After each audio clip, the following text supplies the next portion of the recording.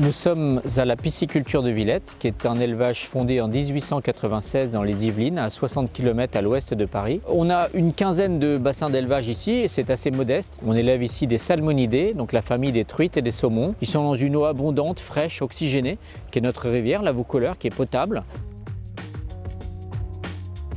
Le cycle de l'élevage de la truite dure à peu près une année. Nos truites naissent en Normandie dans des écloseries et sont rapatriées à l'âge d'adolescent, donc quand elles font entre 150 et 220 grammes. Une fois que les poissons arrivent ici, il ne faut pas les serrer pour ne pas les stresser, donc une densité maximale de 10 kg par mètre cube d'eau. Et puis les poissons vont passer quelques semaines à quelques mois dans nos bassins. On les nourrit 2 fois par jour pour leur faire atteindre la taille de 250 à 300 grammes où elles sont commercialisées à la taille portion.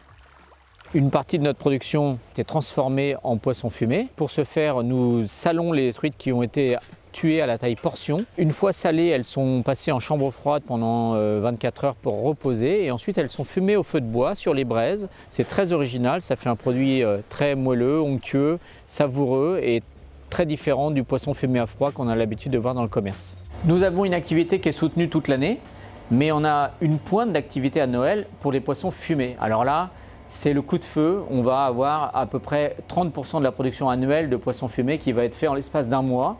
Donc c'est un très gros mois de fumaison. Les gens sont de plus en plus amateurs de produits fumés haut de gamme et donc on a le vent en poupe, hein, ça marche très bien. La chance qu'on a dans les Yvelines, c'est d'être le seul pisciculteur et donc d'avoir un réservoir de clientèle important qui peut venir acheter à la ferme ces produits.